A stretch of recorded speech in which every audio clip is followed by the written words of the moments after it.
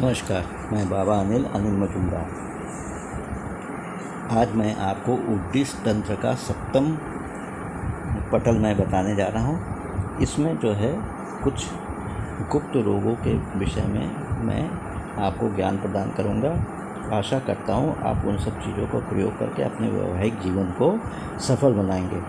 सबसे पहले मैं भगवान शंकर की प्रार्थना करता हूँ। भगवान शंकर कहाँ पर हैं? त्रेता युग में कैलाश पर्वत के शिखर पर, जो कि अनेक रत्नों से शोभित, अनेक वृक्षों तथा लताओं से व्याप्त था, जिस पर भांति भांति के पक्षी मधुर बोलियां बोलते थे, जहाँ सब ऋतुएं अनेक फूलों एवं फलों से सुंदर ज्ञात होती थी और शीतल मंद सुगंध पूर्वक पवन चल रहा था, समझ ना। और कोयलों का समूह वनों में प्रविष्ट होकर कूकता था एवं ऋतुराज बसंत अपने सेवकों के साथ सदा निवास करते थे। जिस कैलाश पर्वत के शिखर पर सिद्ध चारण गंधर्व अपने गणों सहित गणेश जी और स्वामी कार्तिकेय जी सदा निवास करते थे, उसी रम कैलाश शिखर के ऊपर चराचर जगत के गुरु श्री शंकर जी मौन धारण कर निवास करते थे, जो सदाशिवं सदानंदं करुणामृतसागरं कर्पूरकन्दध्वलं शुद्धे सत्वगुणं विभुं दिगंबरं दीनानाथं योगिनरं योगिवल्लभं गंगाशिखाकर सशक्तिमं जटामण्डलं मंडितं विभूतिभूषितं शान्तं व्यालमालं कपालिनलं त्रिलोचनं त्रिलोकेशं त्रिशूलवरधारणीं आशुतोषं ज्ञानमयं कैवल्यफलदायकं निरान्तं निर्विकल्पं निर्विशेषं निरञ्जनं सर्वेशं हितकर्तारं देवादिनिरामयं अर्धचंद्रोज्ज्वल पंचवक्त्रं सुशोभितम्। इस प्रकार प्रसन्न मुख शंकर जी को देखकर रावण ने शंकर जी से अपनी कामना कही और पूछा क्या। तो शंकर जी ने कहा कि हे रावण, तुमने संसार के हित के लिए मुझसे जो पूछा मैं तुमको बताता हूँ, जो कि उद्दीष्ट तंत्र नामक पुस्तक में तुम्हें लिखोगे। मारण, मोहन, उच्चाटन, विदेशन, आकर्षण, वशीकरण, इनको क्या लक्षण होते हैं, उनमें तंत्र बनकर सिद्धि कैसे मिलती है, क्या फल देते हैं, सब मैं तुमको बता रहा हूँ। तो जिस प्रयोग से रोग तक किसी प्रकार के बाधक को शांति, अनिष्ट ग्रहों की शांति आदि की जाती, उसी प्रयोग को शांति क्रम कहते हैं। जिस प्रयोग के द्वारा किसी स्त्री, राजा, शत्रु, इष्ट को वश में किया जाता है अथवा इच्छा के अनुसार अनुकूल आचरण कराया जाता है, उस प्रयोग को वशीकरण कहते हैं। जिस प्रयोग से अग्नि, जल, शत्रु के पराक्रम तथा शत्रु की सेना को रुकावट की जाती है, उसे स्तंभन कहते हैं। जिस प्रयोग से एक दूसरे से प्रेम को छुड़ा दिया जाता है, उसे विदेशन कहते हैं। जिस प्रयोग से मनुष्य अपने स्थान को छोड़कर भाग जाता है, उसे उच्चाटन करते हैं। और जिस प्रयोग से मनुष्य का मरण हो जाता है, उसे मारण कहते हैं। ये तो है षटकर्म। अब मैं जो हूँ आप लोगों को बता रहा हूँ कि वशीकरण प्रयोग। तो पहले होता है वशीकरण, कहता है ओम नमो भगवते उड्डामनेश्वराय मोहाय मोहाय मिली ठा ठा स्वाहा। 30,000 जाप करने से सिद्ध हो जाता है। और शंकर जी के शिवलिंग के पास बैठकर उनको अभिषेक करके और बिल्वपत्र चढ़ाकर इस मंत्र का जाप करिए, वो भी 30,000, तो ये हो जाएगा। बेलपत्र, नींबू, बकरी के दूध में घोंटकर वशीकरण मंत्र से, ये जो मंत्र होता है अभ्यंतर तिलक करने से वशीकरण हो जाता है। भांग के बीज, धिकुआर की जड़ को एक साथ घोंटकर वशीकरण मंत्र से अभ्यंतर कह तिलक करने से वशीकरण हो जाता है, ठीक है ना। और वशीकरण मंत्र है ओम ह्रीं सा अमुकम में वशमनाय स्वाहा। अब शंकर जी ने क्या कहा, हे रावण, अब मैं उस विधि को कहता हूँ जिससे स्त्रियां वश में हो जाती है, समझ गए। मधु के साथ, नंबर 1, मधु के साथ खस व चंदन मिलाकर तिलक लगाकर स्त्री के गले में हाथ डालें तो स्त्री वश में हो जाती है। नंबर 2, चिता की राख, वक्षकूट, रोली, गोरोचन संभाग में लेकर चूर्ण करके स्त्री के सिर पर डालने से स्त्री वश में हो जाती है। नीलकमल, भौरे के दोनों पंख, तगर की जड़, श्वेत, कौवा गोड़ी सम भाग में लेकर युवती के सिर पर डालने से स्त्री वश में हो जाती है। स्त्री प्रसंग के पश्चात अपने वीर को बाएं हाथ से स्त्री के बाएं चरण के तलवे में लेप करने से स्त्री वशीभूत हो जाती है। इसमें कोई संदेह नहीं है। समझ? सेंधा नमक, शहद, कबूतर की विष्ठा मतलब कबूतर की टट्टी एक में पीस कर लिंग पर लेप करके स्त्री से मैथुन करने पर स्त्री वश में हो जाती है। गोरोचन, कुरैया, पारा, काश्मीरी केसर को धतूरे रस में घोट कर लिंग पर लेप करके स्त्री प्रसंग करने से स्त्री अत्यंत वशीभूत होती है। छोटी पतली इंद्री स्त्री सुखी नहीं होती, इसके लिए मोटा तथा लंबा होना चाहिए। अतः मोटा लंबा लिंग बनाने का शंकर जी ने बताया कुछ औषधियाँ।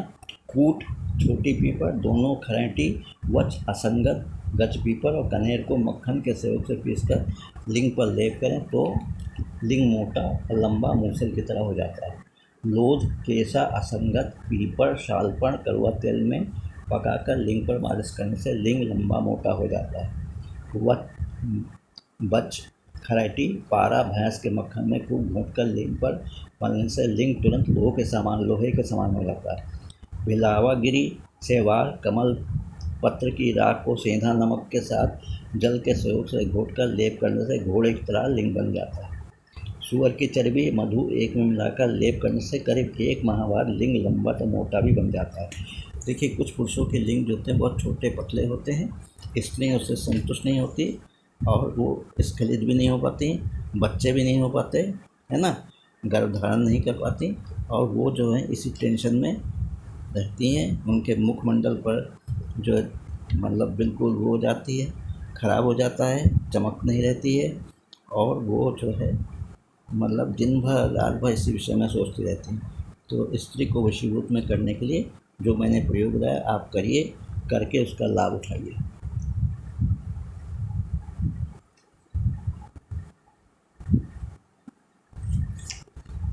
अच्छा, अब जो है असंगत, सतावर, कूट, जटामासी और कटेली को चौगने दूध, चौगने तिल के तिल में पकाकर लिंग का स्तन पर लेप करने से खाने से कड़ा होता है। इस प्रकार मूसली का चूर्ण भी घी के साथ मिलाकर लेप करने से काफ़ी लाभ होता है।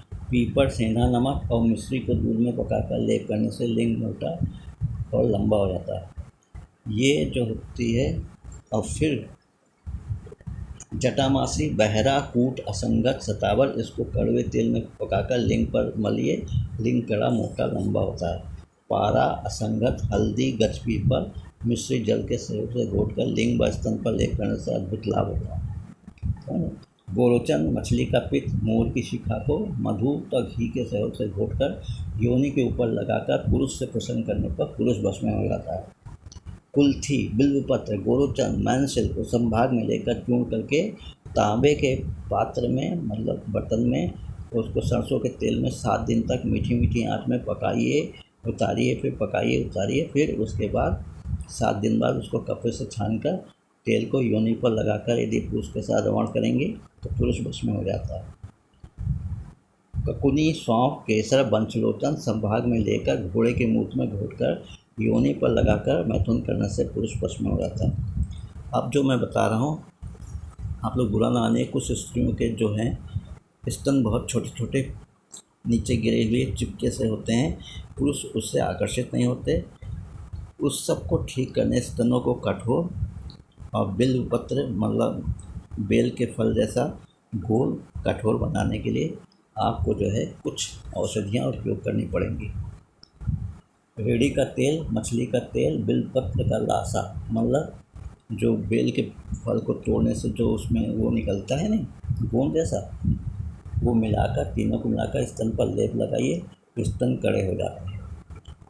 लेकिन एक बात यह है कि आप जब भी कोई भी हमारी प्रयोग को करिए स्तनों के लिए तो नीचे से ऊपर हाथ को ऊपर कर लीजिए और दूसरे हाथ से स्तन को जो आप लगाइएगा लेप तो नीचे से ऊपर की ओर मालिश कीजिएगा, सही ना। नीचे से ऊपर करने से वो एक तो मोटा हो जाएगा, फिर यदि वो गिरा हुआ नीचे है तो वो ऊपर उठ जाएगा, ठीक है। अच्छा,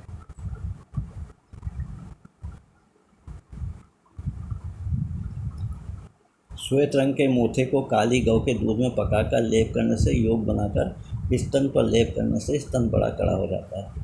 वृक्ष, असंगत की जड़ तथा पत्ते, गजपीपल, इन सबको शुद्ध जल के सहयोग से पीसकर स्तन पर लेप करने से स्तन ताड़ के फल जैसे, बड़े आम के फल जैसे हो जाते हैं। गंभीरी के पत्ते का रस व तिल का तेल एक संभाग में लेकर धुने जल में उसको पकाइए। जब केवल तेल शेष रह जाए तो कपड़े से छानकर शीशी बोतल में रखकर स्तन पर मलें। फिर ठीक तौर पर एक बार मलने के बाद स्तन लोहे जैसे कड़े हो जाएंगे। ये जो है शंकर जी ने रावण को स्त्री पुरुष के पोषण के लिए बताया है। अब देखिए, बुरा न मानिए, कुछ औरतों के योनि से बहुत ही दुर्गंध आती है। उस दुर्गंध के कारण जो होता है, जब पुरुष जो है मैथुन करने के उत्सुक होता है तो दुर्गंध के कारण ही उसको अनिच्छा होने लगती है और जल्दी स्खलित भी हो जाता है और वो मतलब संभोग करने से कतराता है। तो अपनी योनि में से दुर्गंध ना आए तो उसके लिए जो प्रयोग बता रहा हूँ उसको करिए। नींबू पत्र, नींबू के पत्ते को पूरी हांडी में जल में खूब उबालकर कपड़े से छानकर योनि को धोइए। तो काले अगर व गुग्गुल को आग में जलाकर योनि को सेंककर पति के साथ मैथुन करे। पति बड़ा प्रसन्न होता है। मतलब एक बड़े से बर्तन में आप अगर और गुग्गुल को जलाइए। जब आग जो बंद हो जाए, धुआं निकलने तो उसके ऊपर बैठिए, तो जो है उससे आपके योनि से जो दुर्गंध आएगी वो निकल जाती है। जिस स्त्री की योनि में दुर्गंध मालूम पड़ती है वो नीम के पानी से योनि को धोकर नीम के कोमल पत्ते पीसकर योनि पर लेप करें। फिर 2-3 बार ऐसा होने से योनि दुर्गंध समाप्त हो जाएगी। समझ रहे हैं?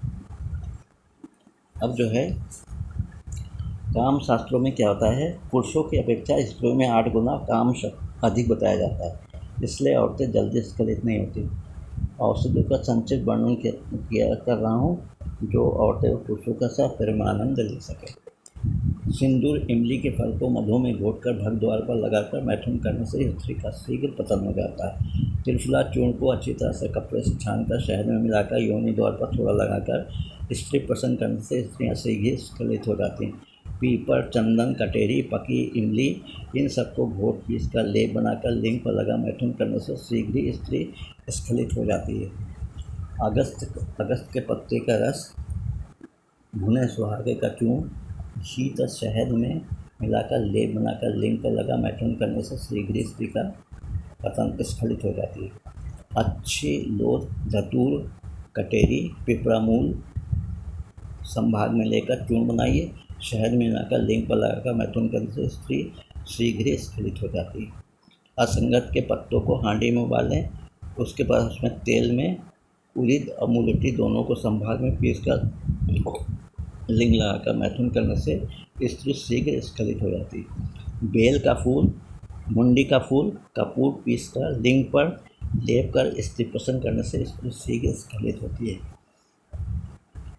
कटेरी की जड़, फल भी, पीपल, काली मिर्च, गोरोचन संभाग में लेकर शहद में घोंटकर लिंग पर लगा संभोग करने से स्त्री शीघ्र स्खलित होती है।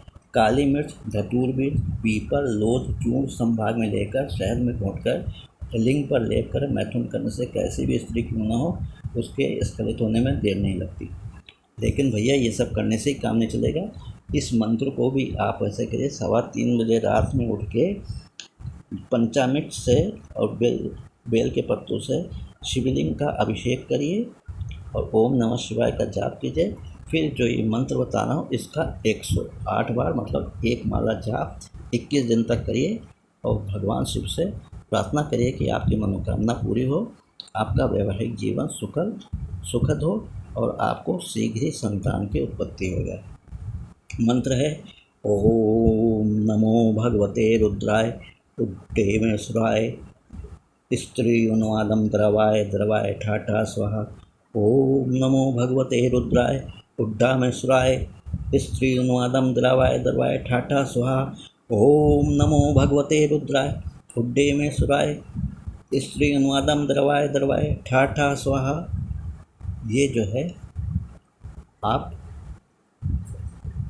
इस मंत्र का जाप 3:15 बजे रात में मंदिर में जाकर शिवलिंग पर पंचामृत से अभिषेक करिए और बेल के पत्तों को लेके ओम नमः शिवाय कहते हुए पंचे में डालिए और उसके बाद एक माला वहीं बैठकर इस माला का जाप करिए। 21 दिन तक एक माला रोज करिए, आपका जीवन सफल और सुखद हो जाएगा।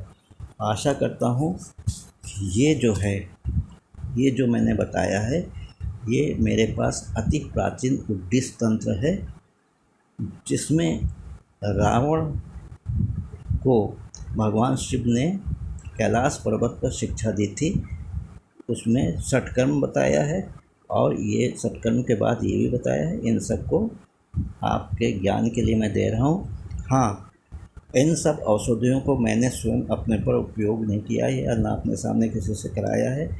अतएव कलयुग के अनुसार कुछ नकली भी हो सकता है, कुछ भी हो सकता है, कोई भी चीज़ हो सकता है। तो इसके लिए किसी अच्छे अपने फैमिली डॉक्टर से या आयुर्वेदिक के जो डिग्री होल्डर डॉक्टर हैं उनसे, या वैद्य जी से, या जो प्रसिद्ध हकीम जी आपके क्षेत्र के हैं उनसे सलाह अवश्य लीजिएगा, तभी इन प्रयोगों को करिएगा। भगवान चाहेगा, भगवान शंकर जी चाहेंगे तो उन्होंने जो रावण को बताया है, मैंने उन्हीं के कथन को अपने मुंह से आपको बता रहा हूँ। आशा करता हूँ, आशीर्वाद देता हूँ कि आपका जीवन सफल हो, वैवाहिक जीवन सफल हो, आपको संतान, खूब ढेर सारे संतान हो। इसी के साथ मैं इसको आप दोनों का आशीर्वाद देते हुए, स्त्री को दोनों का आशीर्वाद देते हुए इस वीडियो को मैं प्रणाम कर रहा हूँ। ओम